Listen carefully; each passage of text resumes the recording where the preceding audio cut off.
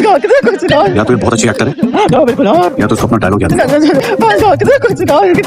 क्या बोल रही है बुढ़िया? भाई कुछ समझ में नहीं आता। बड़ी भी बिल्कुल सही कह रही है। ये कैसे समझा बे? बड़ी भी सही बोल रही, बड़ी भी सही बोल रही, अरे घंटा सही बोल रही।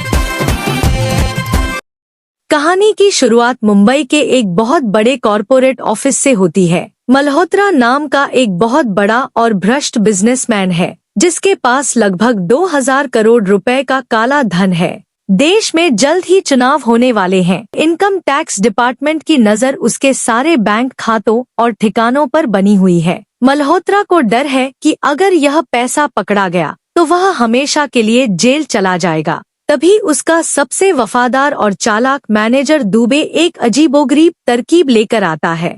दुबे कहता है, साहब, इस पैसे को छुपाने का सबसे अच्छा तरीका है इसे एक बहुत बड़ी फिल्म में लगा देना। हम एक ऐसी फिल्म बनाएंगे जो इतनी घटिया और बेकार हो कि पूरी तरह फ्लॉप हो जाए। हम कागजों पर दिखाएंगे कि फिल्म बनाने में 2000 करोड़ रुपए डूब गए और इस तरह हमारा सारा काला धन सफेद हो जाएगा। मल्होत्रा को यह प्लान बहुत पसंद आता है। अब उन्हें तलाश थी ऐसे बेवकूफ डायरेक्टर्स और फ्लॉप एक्टर्स की जो बिना सवाल पूछे इस फर्जी फिल्म का हिस्सा बन सकें। दुबे बॉलीवुड के दो सबसे नाकाम और सीधे साधे डायरेक्टर्स देव और दास को साइन करता है। इन दोनों बेचारों ने पिछले 10 सालों से कोई हिट फिल्म नहीं दी थी और ये कर्ज में डूबे हुए थे। जब उन्हें 2000 करोड़ के बजट वाली फिल्म डायरेक्ट करने का ऑफर मिलता है तो उनकी खुशी का ठिकाना नहीं रहता। वे बिना स्क्रिप्ट पढ़े ही कॉन्ट्रैक्ट साइन कर लेते हैं। इसके बाद शुरू होती है फिल्म की स्टारकास्ट चुनने की प्रक्रिया। राजीव एक ऐसा एक्टर जिसकी पिछली 12 फिल्में लगातार सुपर फ्लॉप रही हैं, लेकिन उसका घमंड इतना बड़ा है कि वह खुद को आज भी देश का सबसे बड़ा सुपरस्टार मानता है। येड़ा अन्ना रोमियो मुंबई के दो रंगबाज गुंडे जो दादागिरी छोड़कर बॉलीवुड के हीरो बनना चाहते हैं। नादिया और जेनी ग्लैमर्स मॉडल एक्ट्रेसेस जिन्हें बस एक बड़ी बजट की फिल्म में अपनी खूबसूरती दिखाने का मौका चाहिए था। फिल्म का नाम रखा जाता है मिशन आजाद। एक्टर्स को बताया जाता है कि यह भारतीय सेना पर आधारित एक बहुत बड़ी देशभक्ति एक्शन फिल्म है, जिसकी शूटिंग असली जंगलों में होगी। फिल्म की शूटिंग शुरू करने से पहले इन सभी नखरेबाज एक्टर्स को असली फौजी जैसा दिखाने के लिए एक सख्त ट्रेनिंग कैंप में भेजा जाता है। इस कैंप की हेड होती हैं मेजर शालिनी, एक रिटायर्ड आर्मी ऑफिसर हैं। ट्रेनिंग कैंप में केवल कॉमेडी और अफरातफरी मचती है। राजीव अपने भारी भरकम मेकअप और हेयर स्टाइल को बिगड़ने नहीं देना चाहता। परेश रावल और राजपाल यादव फर्जी बंदूक उठाने में भी अपने हाथ तुड़वा बैठते हैं। सुनील शेट्टी और अरशद वारसी अपने पुराने गुंडों वाले अंदाज में मेजर शालिनी को डराने की कोशिश करते हैं, लेकिन मेजर उन्हें ऐसा सबक सिखाती है कि दोनों सीधे रास्ते पर आ जाते हैं।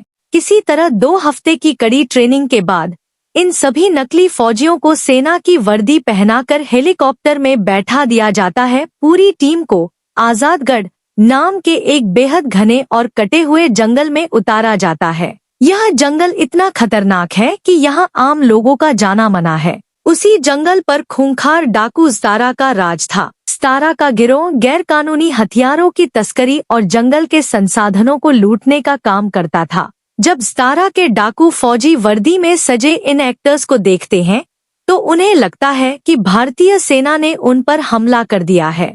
फिल्म की पूरी टीम जंगल में अपनी नई फिल्म की शूटिंग करने के लिए पहुंच जाती है। सभी लोग बहुत उत्साहित होते हैं क्योंकि उन्हें लगता है कि यह सिर्फ एक सामान्य शूटिंग है, लेकिन उन्हें बिल्कुल भी अंदाजा नहीं होता कि यह जंगल बेहद खतरनाक है और यहाँ कुछ खतरनाक लोग पहले से छिपे हुए हैं। शूटिंग शुरू होते ही कैमरे ऑन हो जाते हैं और कलाकार अपने अपने सीन देने लगते हैं। कहानी के मुताबिक नकली बंदूकें, नकली बम और बड़े बड़े धमाकों का इस्तेमाल किया जाता है। दूर से देखने वाले लोगों को यह सब बिल्कुल असली लगता है। उसी समय जंगल में छिपे अपराधी इन धमाकों और गोलियों की आवाज सुन लेते हैं। पहले उन्हें लगता है कि शायद पुलिस या सेना उन तक पहुंच गई है। दूसरी तरफ आसपास रहने वाले गांव के लोग भी डर जाते हैं और समझते हैं कि जंगल में सचमुच कोई बड़ा ऑपरेशन चल रहा है। धीरे धीरे गलतफहमियां इतनी बढ़ जाती है कि असली खतरा फिल्म की टीम के सामने आ जाता है।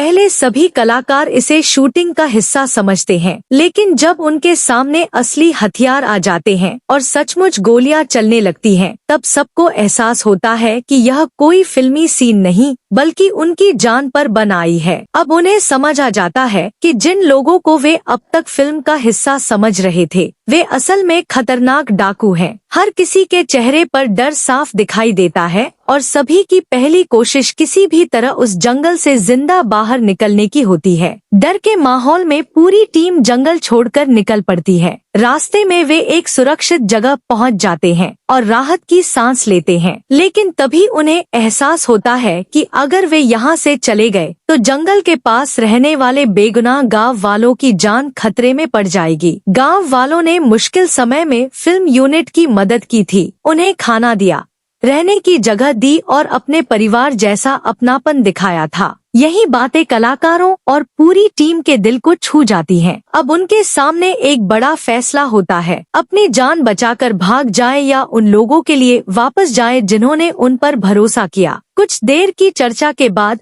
पूरी टीम एक साथ फैसला करती है कि वे डरकर नहीं भागेंगे। वे गांव वालों को डाकुओं के भरोसे छोड़ नहीं सकते, इसलिए सभी लोग दोबारा हिम्मत जुटाते हैं और वापस गांव की ओर लौट पड़ते हैं। गांव पहुंचते ही वे लोगों को डाकुओं के खतरे के बारे में चेतावनी देते हैं और सब मिलकर उनका सामना करने की तैयारी शुरू कर देते हैं। अब फिल्म सिर्फ कॉमेडी नहीं रहती, बल्कि दोस्ती, हिम्मत और एकजुटता की कहानी बन जाती है। सभी लोग मिलकर डाकुओं के खिलाफ खड़े होने का फैसला करते हैं और यहीं से कहानी अपने सबसे रोमांचक मोड़ की ओर बढ़ती है।